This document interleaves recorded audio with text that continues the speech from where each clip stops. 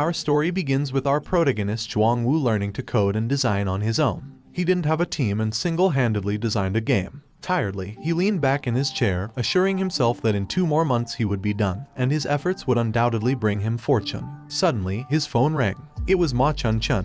He answered the call and Ma demanded to know when he intended to pay his rent. He asked her for a few more days, promising that his game would earn him substantial money by then. Ma reminded him that she had been hearing this for 3 years. Only 10 people had bought his previous game, Doomsday, and the sales of P-Man were even worse, as she was the only buyer. He replied, somewhat sadly, that it was simply because they lacked good taste. Ma retorted that he was the one with poor taste and warned him that if he didn't pay by tomorrow, he should prepare to be evicted. Checking his balance, he found he only had 558 RMB. The sight was frustrating, but he figured if he was thick-skinned enough, Ma wouldn't be able to do much. Resolute, he began typing again, planning to speed up his work and finish the game quickly. Suddenly, his computer shut down and a surge of numbers appeared on the screen. Messages about designing the monster's image, finalizing plots, adding more codes, and fixing bugs popped up, surprising him. Confused by what was happening, and why his designs seemed alive, he received a warning that the system was overloaded. Then, his computer case crashed down, smoke billowing out. He thought with despair that his life was over, but he noticed a strange light still glowing on his computer screen. The screen displayed an interface announcing the release of a new fantasy world. Releasing platform is on Earth. The progress bar started at 15%, jumped to 30%, and soon it reached 100%. Upon completion, bright lights emanated from his computer. He tilted his head to avoid the blinding beam and his surroundings started to shake uncontrollably.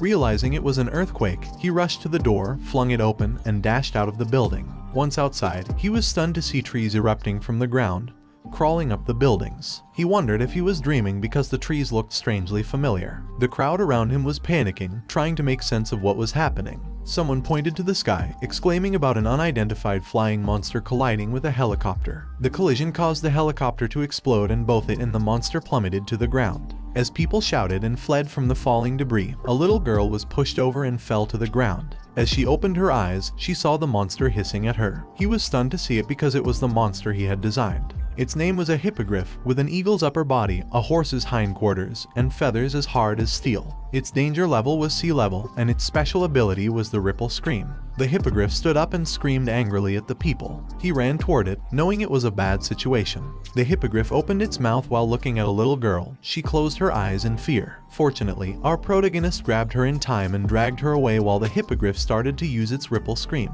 He covered the little girl's ears, knowing that he needed to, but he felt pain when he heard the scream. Suddenly, the ground shook uncontrollably. The hippogriff stopped when it heard something running towards it.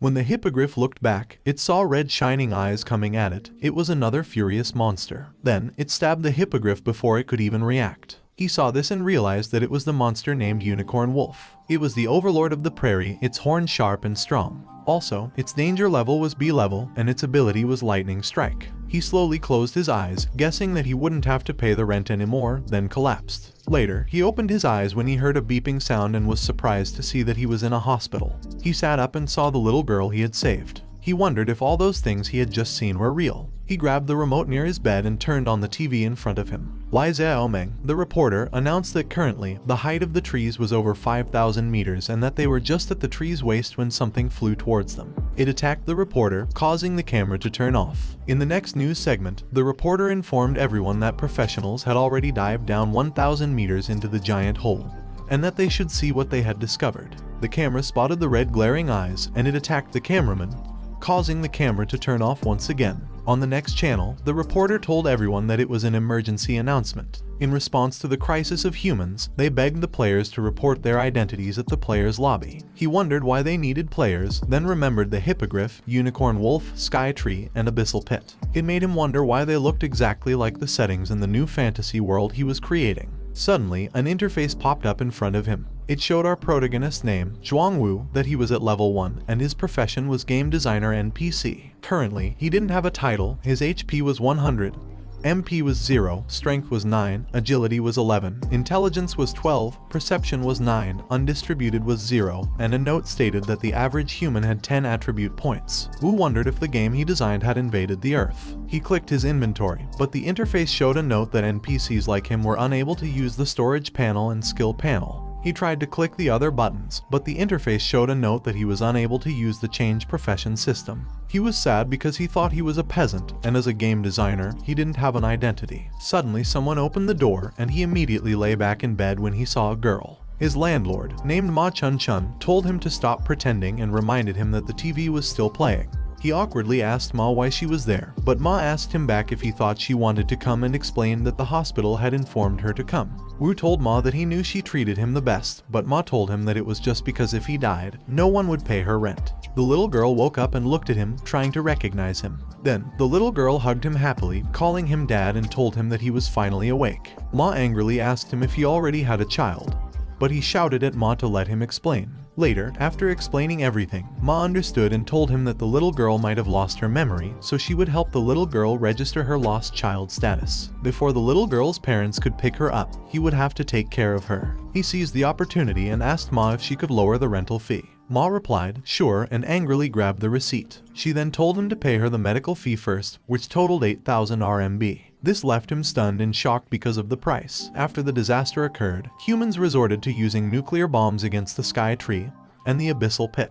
However, they failed to triumph. Instead, they lost control of the sky and relinquished half of their territory. Now, the fate of mankind rests in the hands of the players. Half a year later, in Zhuang Wu's house, Wu observed a little girl trying to lift a shield, offering it to him joyfully while calling him dad. He patted Meng Meng's hair, reassuring her that she was a good girl. Meng Meng was a temporary name that Wu had given her. He had attempted to use this name online to locate Meng's parents. Although he received responses, they were from individuals wanting to adopt Meng or someone pretending to be an uncle, claiming that Meng's parents had perished in an accident. He resolutely asked the man for Meng's real name, but the man retorted, asking him if the little girl's name wasn't Meng Meng. He further claimed that thanks to Zhuang's report, their city had apprehended a large group of child kidnappers. 6 months had passed and Meng's memory was still fragmented, with her parents yet to come and collect her. Fortunately, Meng was a well-behaved child who often helped with chores, though she often ended up accidentally breaking things. This infuriated Ma, resulting in Wu being charged for repair fees, 1,000 RMB for the television and 3,000 RMB for house repairs. Wu had once considered sending Meng to an orphanage, but when she tearfully called him dad, he was moved to comfort her, telling her that they should go home. The new fantasy world comprised two main monster areas, the underground and the wilderness. The underground monsters were notably formidable, while the wilderness monsters were marginally weaker. Wu arrived at a prairie near S City. He placed his shovel on the ground and began to dig, not stopping until he had reached the hidden monster. The creature lunged into the air to attack him, but Wu defended himself with his shield. He then gripped his shovel tightly and struck the monster, breaking the creature's horn in the process. A notification popped up, announcing that he had killed a jackalope. However, as an NPC, he was unable to gain experience points. After completing the jackalope hunt mission, a notification appeared indicating he had slain over 10,000 horned jackalopes, earning him the title Bunny Slayer. Exhausted, he lay on the ground, relieved that his task was finally over. Being a game designer, Wu not only created plots for players, but also devised many for NPCs. Originally, the Bunny Slayer title was specifically intended for an NPC. According to the plot, an ordinary NPC, after slaying more than 10,000 jackalopes, would trigger a hidden plot and emerge as the hero of the new fantasy world. Alongside the players, they would embark on a crusade to slay the Demon King. Half a year ago, after Zhuang Wu discovered the NPC on the prairie, he endeavored to hinder him from hunting jackalopes. Regardless, the NPC continued to slaughter the creatures. Wu mocked the NPC, warning him not to blame him for the consequences of his own actions. Wu dug traps in the prairie to ensnare the NPC, used jackalopes as bait to tire him, and even lured a fang boar to the prairie. The creature attacked the NPC and flung him away. As a result, the NPC ceased to appear on the prairie. Consequently, the world's hero was on the brink of replacement. Later, in the S City players' lobby, many players of varying levels gathered. Wu barged in, holding a dead bunny, which stunned the crowd. As he walked through the lobby, the people discussed his title, Jackalope Slayer, and criticized his cowardice for merely hunting the lowest level monsters instead of venturing into the underground dungeons. Wu was irked, not being a player but a game designer. He stopped at Lao Zhang's Spicy Rabbit Head shop. Lao Zhang, the owner, was known for his special dish, Spicy Rabbit Head. This item, once consumed, would increase a player's movement speed by 5% for 5 minutes. He informed Lao that he had acquired the jackalope he sought. However, Lao, whose business had been struggling lately, offered him some rabbit heads instead. Wu accepted the plate of rabbit heads with gratitude, oblivious to a girl observing him. The NPC, Lai Qiuya, revealed herself, and he was surprised to see her. He was elated that a key character had finally appeared. Being the game's designer, he was aware that Lai Qiu was not an ordinary NPC but one of the few gods in the game. According to the plot, after killing 10,000 jackalopes, Qiuya should consider him as determined and strong-willed, thereby blessing him to become a hero. He addressed Qiuya as a goddess and implored her to bestow her blessing quickly. However, she questioned why he had killed the rabbits, which she found adorable, leaving him confused about the apparent plot deviation. Qiuya, fuming, labeled him the Bunny Slayer. She grabbed his hand, scolded him for the mass killing of the cute creatures, and then proceeded to violently throw him to the ground. As she vented her anger by kicking him, even Lao, the owner of the spicy rabbit head shop, was too frightened to intervene. Another player noticed the commotion and recognized Qiuya. They wondered whether Wu had provoked her or harassed her inappropriately. Wu, being assaulted, was perplexed, wondered shouldn't he have become the hero? Had the game altered itself during this time? Suddenly, a notification popped up.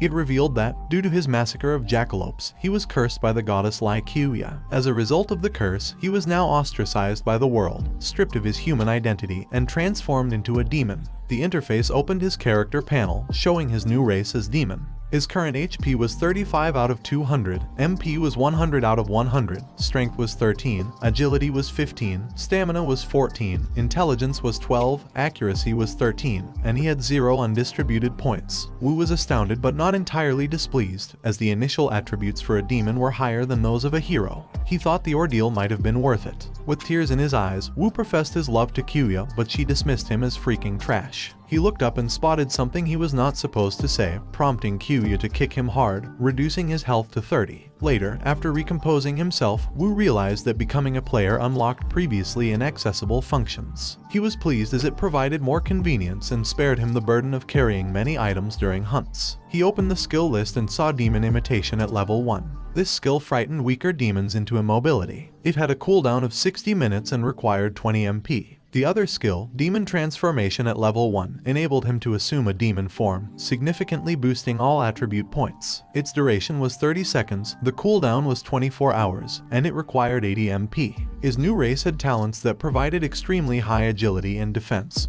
specialized in dual-wielding weapons, and had excellent night vision. A notification revealed that demons could not change professions at the player lobby. Upon reaching level 10, he would receive a profession-changing mission. Furthermore, the system would announce his new race to the world. It asked him if he wished to hide his name. Wu clicked yes, and a notification immediately congratulated the S-City unknown player for being cursed by the goddess and obtaining a rare race identity, thereby unlocking a hidden plot. Other players also saw this and couldn't believe it. They, too, desired to be cursed by a goddess and planned to congratulate the anonymous player, unaware that Wu was the player in question and was nearby. Some even wanted to supplicate themselves to the goddess, which amused Wu. Meanwhile, in the Player Management Association's building, the person seated in the chair, President Lai Qiu of the S-City Management Association, also received the notification about the new race. He asked his secretary if anything major had occurred in their city recently. The secretary responded that their city's Thunder Dragon Guild had recently cleared a B-rank underground dungeon.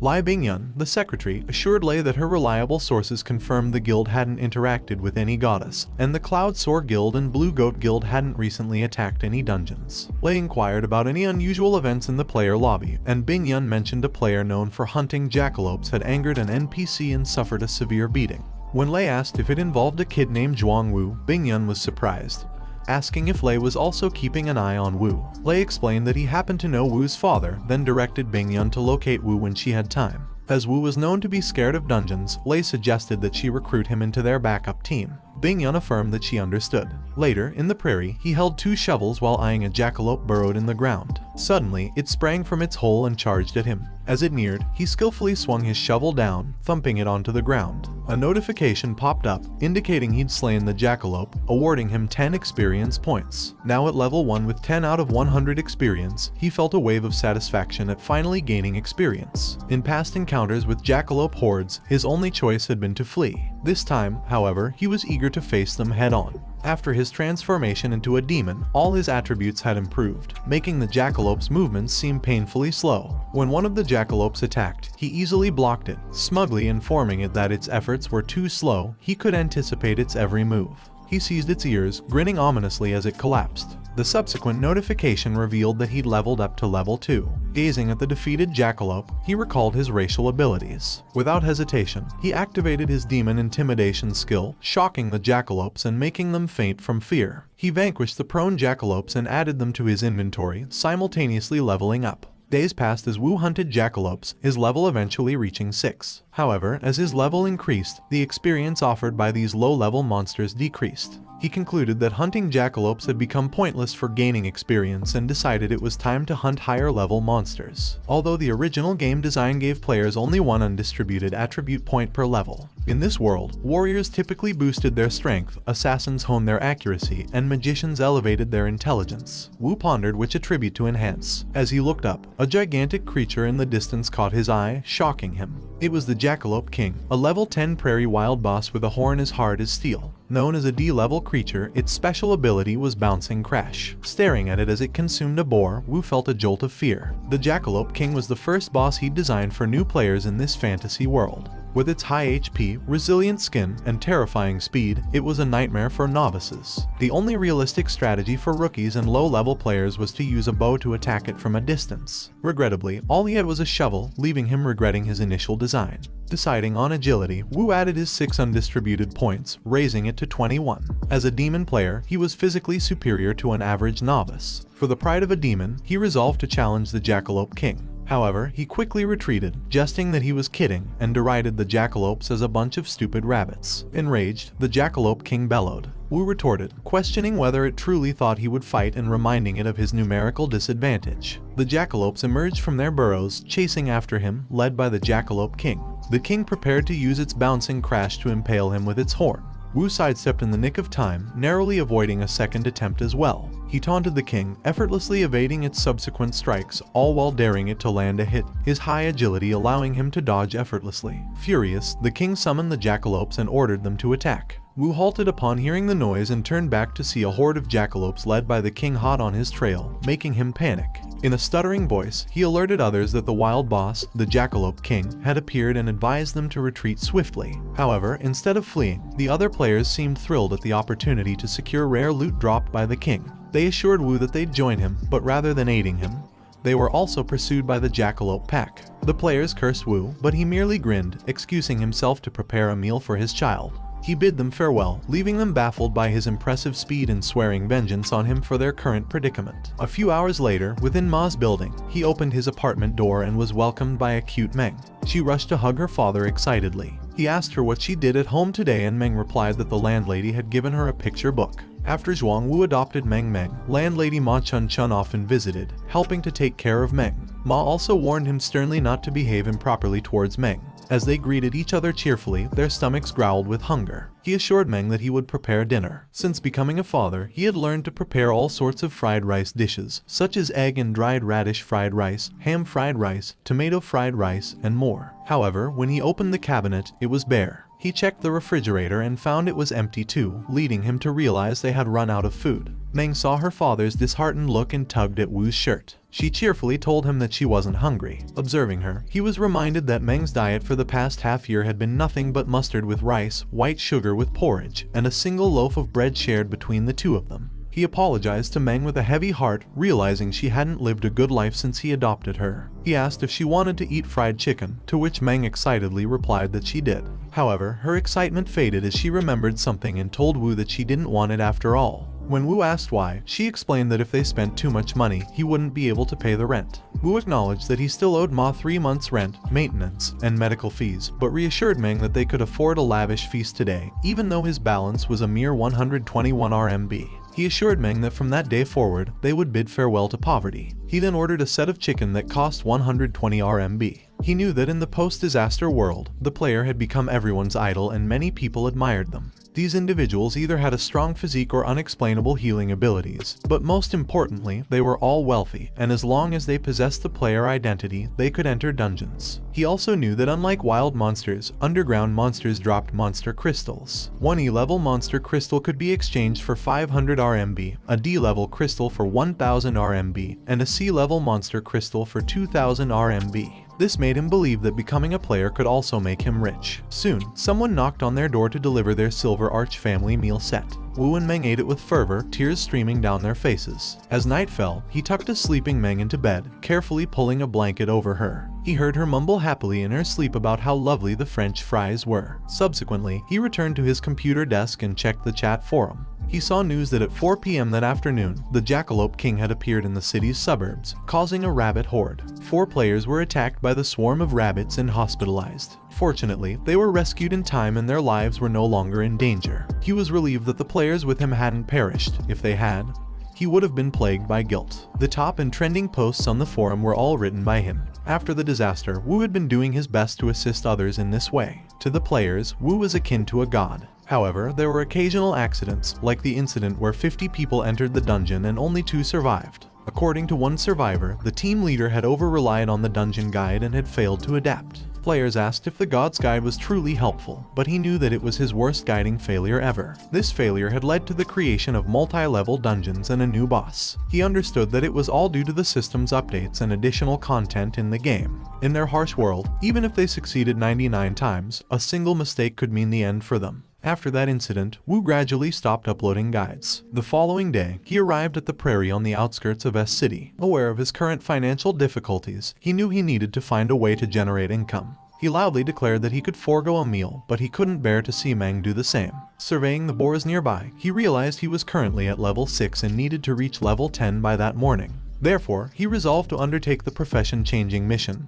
Venture into the underground dungeon and gather monster crystals. He also understood that those fang boars were extremely aggressive and moved in packs. They didn't drop any crystals, making hunting them a futile endeavor, and this was why few players showed interest in them. However, unbeknownst to others, he had secretly included additional rewards in the game during its creation. Normally, hunting the same monster repeatedly would yield diminishing experience points, but after defeating 100 fang boars, a player's experience would double. With his trusty shovel, he struck a level 3 fang boar cub, understanding that reaching level 10 swiftly depended on his current hunt. A notification popped up, informing him that he had successfully killed a fang boar cub, earning him 10 experience points. Energized, he continued his hunting spree. He felt a sense of pride looking at the felled boars but was taken aback when he noticed a group of massive, angry boars behind him. He fled, apologizing to the boars in hot pursuit.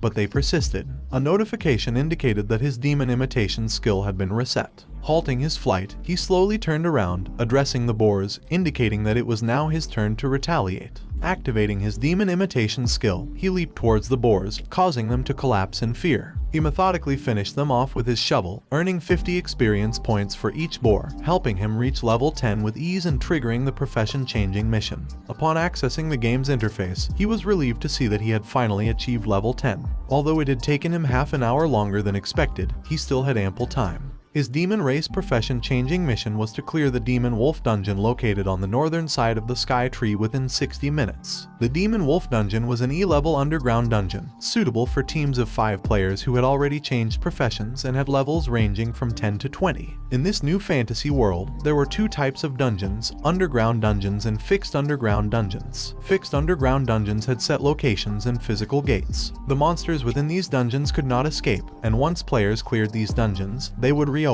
On the other hand, random underground dungeons were spatial cracks that could randomly appear in the wilderness or the city. If left uncleared for too long, the monsters could exit these dungeons and invade the earth. Moreover, these dungeons would vanish once players had cleared them. He felt the difficulty of the profession-changing mission was hellish and suspected that the system was intentionally targeting him. After humanity had unleashed nuclear weapons on the Sky Tree, it formed a circular defense shield that blocked all technological devices. If a car approached the Sky Tree, it would spontaneously combust. If a battle jet flew into the shield, it would lose its propulsion, and no signals could penetrate the shield. Thus, horse-drawn carriages were the most common mode of transportation around the Sky Tree, offered free of charge by the Management Association for players. Climbing into a carriage, he admired the picturesque prairie, reflecting that nature could thrive better without human interference. Eventually, they reached their destination, and he was elated to finally arrive at the Demon Wolf dungeon. As was the case in many MMORPG games, some players would halt their level progression to assist other players in exchange for money. These players advertised themselves as a carry team and promised to provide crystals and equipment to those willing to join them. Understanding the need to clear his mission within an hour, he contemplated enlisting some players to aid him. One player informed him they had a slot available and asked if he wished to join. When he inquired about the cost, the player responded that it was 20,000 RMB per journey, with a promotional offer of 6 rides for the price of 5. The price stunned him, and he declined. He then noticed the group he had previously seen. Their levels seemed to have increased, and they were equipped with superior gear. Suddenly, Chen Xin, level 19, approached him, causing him to panic and hastily open his inventory. He knew he had to prevent them from recognizing him. Chen Xin mentioned that their team consisted of 4 players and needed one more. He then asked if he would like to join them. He looked up, donning a mask, which prompted Chen Xin to ask why he was wearing it. He explained that he was a miner, a profession dedicated to mining monster crystals within dungeons, and typically did not engage in battles. Chen Xin reassured him that his profession was not an issue and he could join them. Chen Xin also mentioned that the equipment loot would be divided amongst the 4 original members, but they would distribute the crystals equally with him. Relieved they had not recognized him, he considered that their team's levels and equipment were on par with those of the carry teams. He concluded it was beneficial to ally with them and agreed to Chen Xin's proposition. Together, they opened the dungeon gate, greeted by pitch-black darkness. Since the Sky Tree inhibited all technological devices, they relied on torches for illumination instead of flashlights. Holding their torches, they ventured further into the dungeon, and he activates his demon's eyes. They notice shining crystals embedded in the ground and the walls. Kai Xiaozhang, level 18, was eager to collect the monster crystals, but Chen Xin cautioned him against it. A wolf emerged from the dark, its red eyes glaring at them with hostility. It was a level 12 armored demon wolf. Chen Xin warned his team about the armored demon wolves and instructed them to ready themselves for battle while he drew the wolves' attention. One of the wolves lunged to attack them, but they released an arrow and struck it just as Chen Xin was closing in on it. Subsequently, Chen Xin decapitated it. Another wolf pounced on Chen Xin, but luckily Qi Zhenzai unleashed her magic in time, striking the wolf before it could attack Chen Xin. Chen Xin informed his team that both demon wolves had been dispatched and advised them to restore their energy before moving forward. He then addressed Wu, warning him about the dangers ahead and suggesting that he stay behind to mine.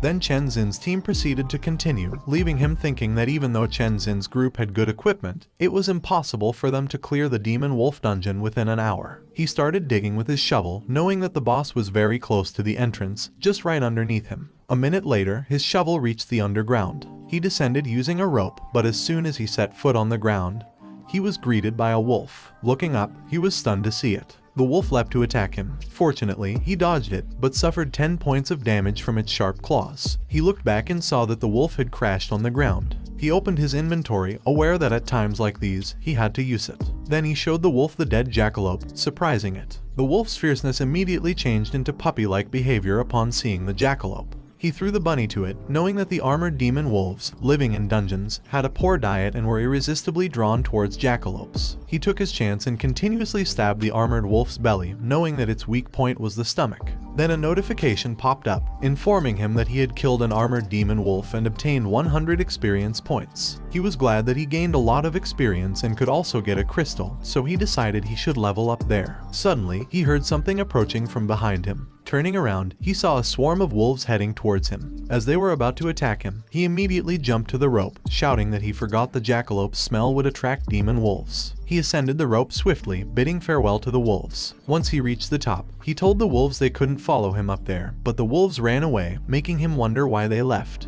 He peeked at where the wolves had run and saw that they were surrounding Chen Xin's group. He felt genuinely sorry for the 4 of them, but he figured since they could survive the Jackalope King's attack, demon wolves shouldn't pose much of a problem. Xiaozhang aimed his arrow and released it, stabbing a wolf in the eye. He then asked Chen Xin what was wrong with the underground dungeon and why there were so many armored demon wolves. But before Chen Xin could reply, the wolf that Xiaozhang had injured pushed him to the ground and bit his arm. Looking closer, he saw that it was in berserk mode, making him wonder why the wolves were behaving this way when they hadn't provoked them. Chen Xin swung his sword at the wolf attacking Xiaozhang while shouting at his group to focus on their duty and not to be dazed. Chen Xin called Jin Yun Kang and ordered him to heal Xiaozhang first, to which Yun Kang immediately obeyed. Chen Xin then approached Qi Zhenzai and ordered her to cast explosive fireballs at the wolves. Yun Kang wondered if they were cursed. Not long ago, they were hospitalized because of the Jackalope King and had just been discharged, but strange occurrences began to happen again in the E-level dungeon. Zhenzai cast a fireball and attacked the wolves with it,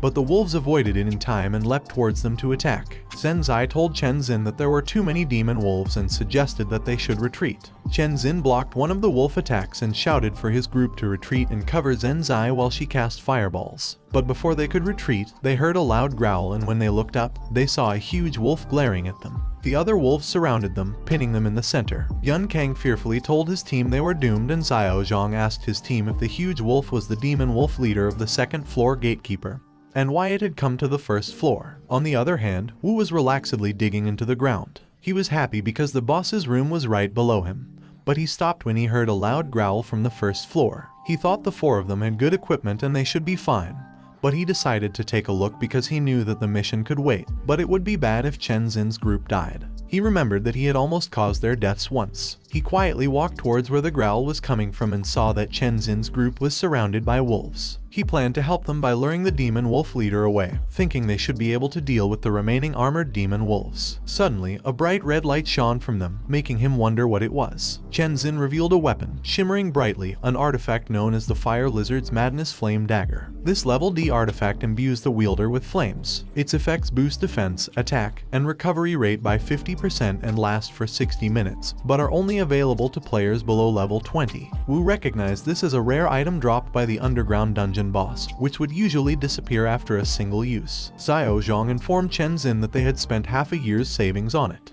Yun Kang pointed out that if others knew they'd used a D-level artifact in an E-level dungeon, they'd be mocked mercilessly. Chen Xin, however, retorted that they should wait until they had survived the ordeal to discuss it further. From a distance, Wu acknowledged that they didn't require his help. He knew that the D-level artifact could fetch at least 500,000 at the auction house, yet it was reserved for emergencies. Chen Xin's group was the first ever to employ a D-level artifact in an E-level dungeon. Checking the countdown of his mission, Wu noted there was only half an hour remaining. He needed to move swiftly. A minute later, he had finished digging the last underground passage and carefully descended. Landing in the Demon Wolf Dungeon boss room, he assessed his adversaries. The first monster, Double-Headed Wolf Thors, was a level 20 Demon Wolf Dungeon elite, known for its extreme cruelty. It was an E-level creature with a special ability known as Tear. The second creature, the boss monster named Half-Beastman Luca, was a level 25 with 2000 HP. Once a half-beastman chieftain, Luca had become corrupted and assumed the role of the Demon Wolf Dungeon boss. As a D-rank entity, his weapon of choice was a large axe. In an effort to make the exploration of this new fantasy world more exhilarating, Wu had sprinkled checkpoints and Easter eggs throughout the game.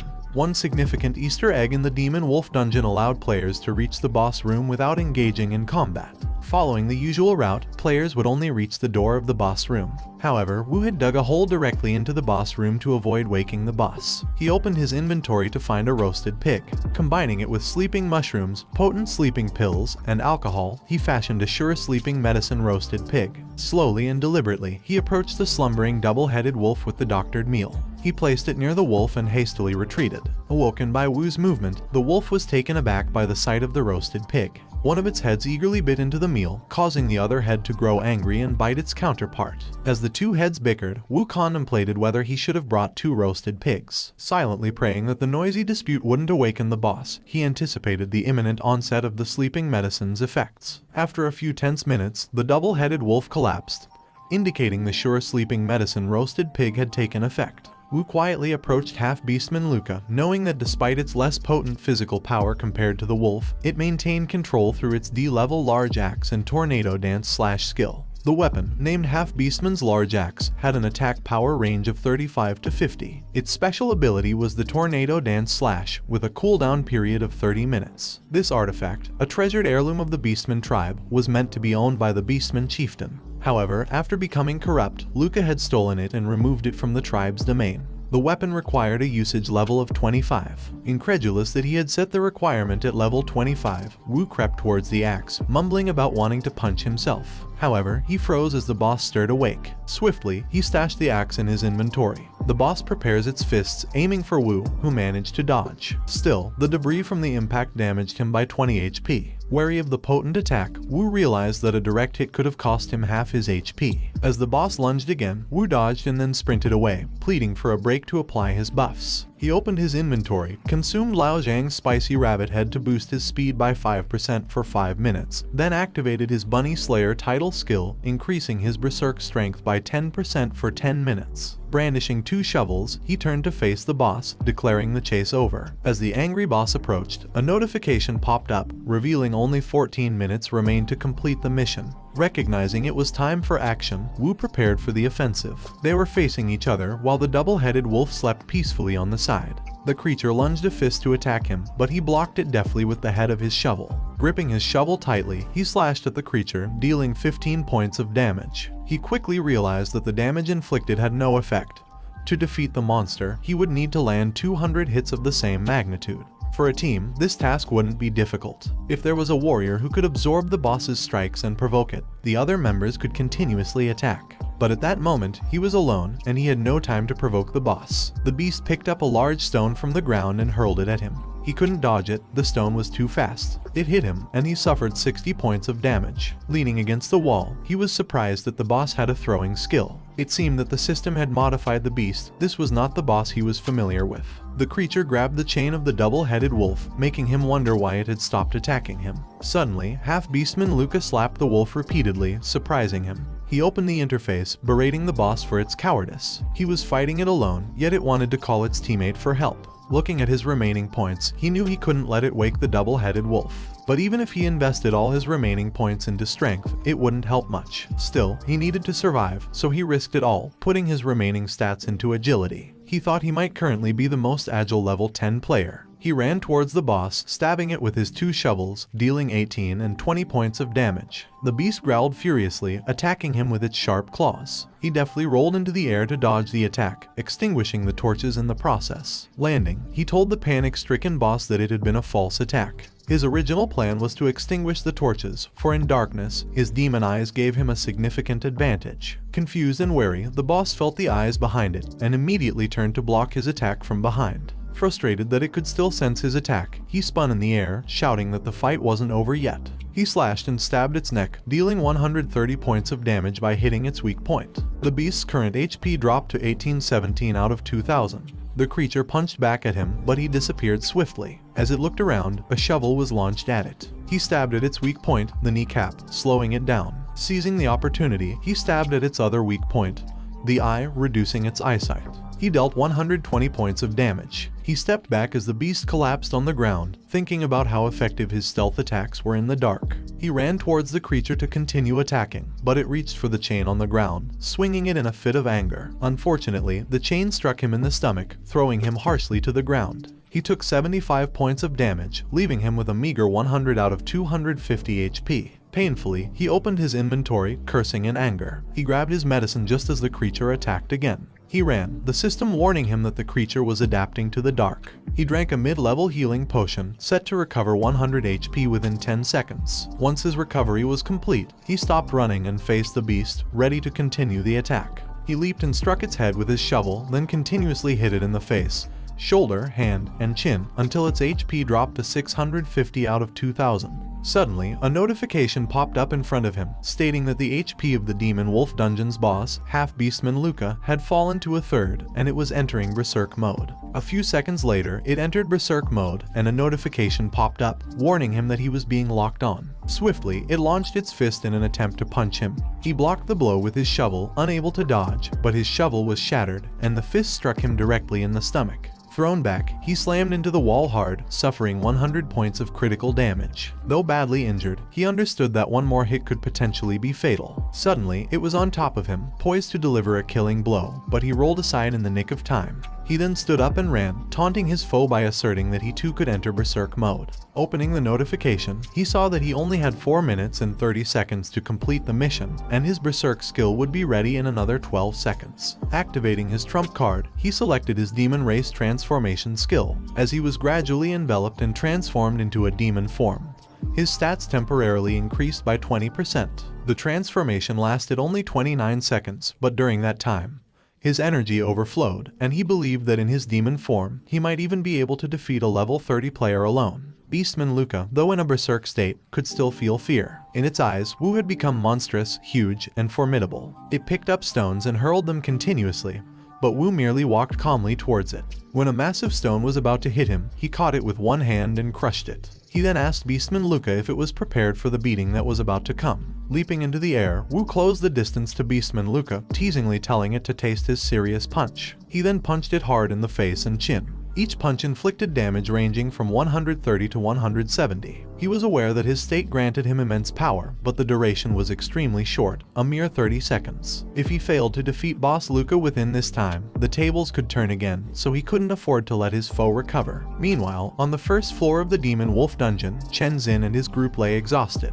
Xiao Zhang expressed relief at their victory, while Zhen Zai warned that her magic wand was on the brink of breaking. Suddenly, a loud growl surprised them. Xiao Zhang panicked, asking about the sound and whether there could be more problems. However, Zhen Zai surmised it was likely a monster fight happening below them. Chen Xin instructed his team to rest and stay alert. A minute later, they proceeded to the boss room, but a notification congratulated them for clearing the Demon Wolf dungeon and eliminating the boss, Half-Beastman Luca. A puzzled Xiao Zhang asked his team how they had cleared the dungeon so effortlessly. On the other hand, in the Demon Wolf dungeon's boss room, Wu leveled up 3 times. The notification congratulated him for completing the Demon Profession Change mission. He was exhausted but relieved it was over. He then opened his inventory to check the boss drops, noticing an item called Weird Necklace of Unknown Level, Effect, and Rarity Level, but he inferred it was of high quality. He was pleased to see many magic crystals but was surprised to find a perfect quality blue crystal. He knew the ranks of crystals were divided into 3 sections: normal, pure, and perfect. The D-rank normal blue magic crystal had dim light and poor quality, while the D-rank pure blue magic crystal was brighter and of higher quality. The D-rank perfect blue magic crystal was even brighter, similar to a precious gem. Knowing its high value, he envisioned himself and Meng enjoying a lavish meal. Meng happily told him she loved her dad the most, making him really happy. He sighed at his broken shovels, realizing he needed to find a craftsman to make him a sturdy weapon.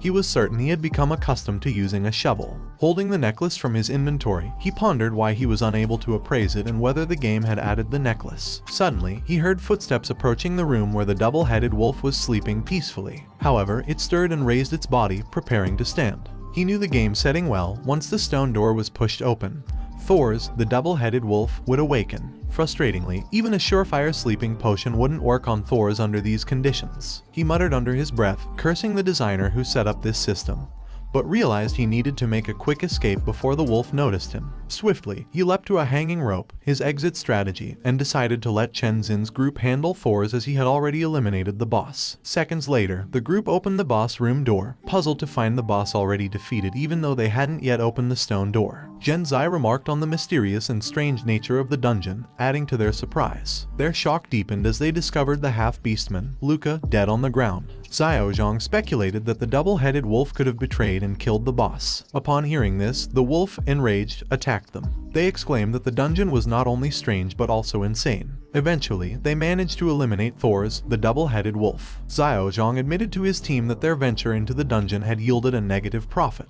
They had lost an artifact, obtained only a few E-rank magic crystals and some trash items, and didn't even secure a decent weapon. Suddenly, a notification appeared before Chen Xin, indicating that their clear time for the Demon Wolf dungeon was 58 minutes and 2 seconds, breaking the previous record. The system was set to globally announce this news, and it asked them if they wished to conceal their identity. They were momentarily speechless, but Chen Xin chose not to hide their identities. The notification then inquired if they wanted to give their squad a cool name. Chen Xia suggested Flame Lizard Squad. Shortly after, a global announcement congratulated the Flame Lizard Squad, Shen Chen Xin, Kai Xiao Zhang, Qi Jin Zai, Jai Yun Kang, and Zhuang Wu for breaking the Demon Wolf Dungeon's record with a clear time of 58 minutes and 2 seconds. Each team member received the Wolf Hunter title. Upon reading the announcement, other players were impressed. Even though they knew the squad had used artifacts, they were still astounded by the short 58-minute completion time. Xiao Zhang told Chen Xin that their fame could secure them spots in some top guilds. The interface informed them that the Wolf Hunter title, which increased their attack power by 7%, was earned by clearing the Demon Wolf dungeon within an hour. They noticed Wu hydrating on the first floor and speculated that he must have scored big in the dungeon. They also spotted a few crystals on the ground. Xiao Zhang was annoyed, accusing Wu of digging for so long only to unearth so few. Wu apologized, explaining that all his shovels had broken, but Xiao Zhang still berated him. He complained about their rotten luck, dealing with an incompetent digger, and how the small number of magic crystals couldn't even cover the cost of the potions they used. Xiao Zhang reminded Wu that they had allowed him to get the title for free, so they claimed all the magic crystals and left him behind. However, Zhen Zai turned back, telling him to wait. She handed him a crystal as promised. He thanked her, asking her name and if she would be willing to exchange phone numbers. She introduced herself as Qi Zhen Zai and gave him her number. Zhen Zai advised him to leave the dungeon quickly as it was about to close, which he agreed with. Outside the dungeon, the players were puzzled as to why the squad hadn't exited yet. When the door slowly opened, a cheer erupted from the crowd. They swarmed the squad, extending guild invitations, attempting to buy dungeon clearing secrets, and offering to purchase any valuable items they might have obtained. Preferring solitude to crowded spaces, he slipped away unnoticed, leaving Chen Xin's group and the crowd at the dungeon gate behind. He found a quiet spot to stop, confident that he wouldn't be disturbed. He opened the game interface, aware that he had completed the profession change mission, which meant he could now change professions. He knew that demon warriors were known for their strength and defense, with bodies as hard as stone that few weapons could damage. Demon hunters, on the other hand, had extremely high agility and attack power, capable of converting all agility into attack power, terrifying their enemies. Lastly, demon warlocks were renowned for their powerful souls, expertise in various healing spells, and ability to summon death spirits and skeletons. A powerful demon warlock could single-handedly take on an entire army. Being a Libra, he often struggled with decision-making. He understood that a demon warrior was essentially a tank, a demon hunter was akin to an offensive assassin, and a demon warlock was more of a summoner. He wished he could select all three and wondered if that was possible. The notification informed him that he could only choose one profession unless he obtained a hero certificate, which would allow an additional profession. He suspected that securing a hero certificate would require the goddess's help, but he decided against seeking her out for the time being, as he feared her wrath upon seeing him. He opted for the Demon Hunter, believing it was the most suitable for him, as it allowed him to convert all his agility to attack power when necessary. A bright light enveloped him as the notification confirmed his change of profession to Demon Hunter, indicating that his attributes had been altered. His current level was 13, with 120 experience points out of 38 needed for the next level. He held the titles of Rabbit Hunter and Wolf Hunter. His health points were 300, mana points 150, and his strength and agility had increased by 28, physique by 14, wisdom by 12, sense by 13, with 3 undistributed attribute points remaining. He also obtained a new skill called Hunt Mark, which allowed the Demon Hunter to tag a target. Within the mark's duration, the hunter would be aware of the target's location, deal double damage to the monster, and discern its weak point upon attack. This ability could only mark one target at a time, but upon killing the marked target, the Hunt Mark skill's cooldown would reset. Failure to kill the target would trigger a 24-hour cooldown, and activating the skill required 50 mana points. He was thrilled to acquire the Hunt Mark skill, considering it exceptionally useful for solo duels. Meanwhile, at the Player Association Management Center, Bing Yun reported to Lei Q that the Goddess Martial Artist Guild was engaged in large-scale combat at the Skyline Tree's western battleground against Dark Elves. Tragically, 40 players had died, the Goddess Martial Artist went missing, and the clan's co-leader was killed. The Goddess Martial Artist Guild is a unique profession. It is a battle-oriented guild under direct military jurisdiction. They typically abstain from dungeon raids, preferring to fight monsters on the front line. When Lei Q inquired about how widespread the knowledge of this incident was, Bing Yun assured him that, to prevent chaos and panic, the information had been contained. Lei Q's concern deepened when Bing Yun informed him that the higher-ups wished for them to dispatch other player guilds to the front line to provide support. Meanwhile, on the outskirts of S City, a man was riding in a carriage passing through the Sky Tree Shield. As they crossed the barrier, his phone began to ring incessantly. Retrieving his phone, he noticed he had regained signal and saw a series of angry messages from Ma. She criticized him for his negligence as a guardian and informed him that Meng was ill and needed to be taken to the hospital. Later, at S City's Central Hospital, Ma was peeling an apple beside a sickly Meng, who was resting on the bed. Wu burst through the door, anxiously asking about Meng's condition. Ma, clutching the fruit knife tightly, admonished him to speak quietly as Meng had just fallen asleep. Ma questioned his whereabouts over the past 2 days, pointing out that he hadn't noticed Meng's high fever. Wu replied that he had been busy trying to earn money. Upon being asked about his success, he excitedly told Ma that he had indeed managed to earn some. He expressed his relief at finally being able to pay the rent, medical fees, water leak repairs, and the cost of the TV that Meng had damaged. Skeptically, Ma pointed out that as his landlord for many years, she had only seen him accrue losses and had never seen him make any money. Wu then produced the perfect blue crystals from his inventory and suggested that she sell them, believing it would suffice. Ma questioned if he had been to the dungeons, but Wu merely replied that he wanted to be a miner. Suddenly, there was a knock on the door. A nurse asked which of them was a family member of Meng, as Dr. Zhu had some information to share. Both Wu and Ma responded simultaneously. After a moment of speechless mutual surprise, Wu suggested that he should go. A few minutes later, he found himself in Dr. Zhu's office. The doctor solemnly advised him to brace himself before handing over Meng's diagnosis. Stunned, Wu read the diagnosis revealing high levels of magic elements in Meng's body, consistent with magic element syndrome. Once, cancer was humanity's greatest health fear. Now, in the new era, magic element syndrome had assumed that role. Ever since the game invaded Earth, the air had been composed not only of nitrogen,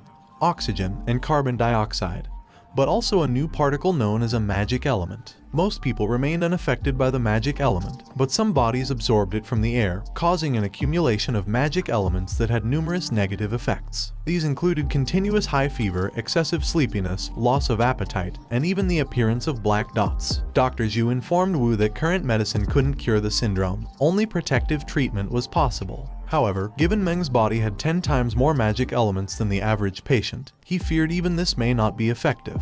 Devastated, Wu sat on a bench clutching Meng's diagnosis. He understood that it was already a miracle that Meng was alive. However, he knew he couldn't surrender so easily. He decided to raid the burial ground, where there was a chance to find Lasso's Tears, an S-rank item that could cure all illnesses. Named after the goddess of light and hope from the stories, it was rumored that her tears could cure any ailment. Such a curative item could only be found in the burial ground, a place that represented death. The dungeon had a difficulty level of C, a level restriction of 10 to 30, and only a single party capacity. He understood they couldn't form a team and would have to tackle the dungeon solo. Most players wouldn't be able to clear the dungeon, but he was confident that he wasn't the weakling who could only defeat horn rabbits any longer. He returned to Meng's room, and Ma asked him with concern about the doctor's diagnosis, and if Meng was alright. He explained it was just a normal fever, but the doctor said the money for the medical fees wasn't sufficient, and thus he needed to pay more. Outraged, Ma argued that they had already paid $3,000 that morning. She questioned whether they had exhausted their funds in less than a day. Ma reassured him that if money was tight, the rental fee could wait until after Meng had recovered. As Wu broke down in tears, he acknowledged Ma's kindness. Yet Ma replied that if it weren't for Meng, she would have evicted him long ago. Chiding him, she tapped him on his back and mentioned that he was covered in dirt. She insisted he should not touch her and go clean up quickly, as she intended to take care of Meng for the night. He realized he was covered in dust and sand from digging holes in the Demon Wolf dungeon, where he had also battled the boss. Consequently, his entire body was battered and dirty. Acknowledging Ma's advice, he said he would take a bath first. However, Ma impatiently told him to leave. Later, while showering, he realized that after joining the demon race, his body had changed. He had developed a potent urge to destroy things. Despite only being level 13, his attributes exceeded those of most level 20 players. Using the Hunt Mark skill, he could solo a D-rank dungeon without worries. However, he knew soloing a C-rank dungeon would be challenging, so he needed to enhance his overall combat ability. After his contemplation, he stepped outside. S-City's Chang'an Street was a bustling business district where players bought and sold weapons. As he strolled down the street, he heard a caged monster wailing. The seller was convincing a lady that the pet they were selling was exceptionally safe. Then he pushed a button while instructing the lady to do the same. The monster got electrocuted and collapsed in its cage, severely injured. The seller assured the lady that in addition to the electric collar, they had removed all of its fangs to prevent it from biting people. Satisfied, the lady agreed to make the purchase. He knew the Earth was no longer what it used to be, yet humans remained the same.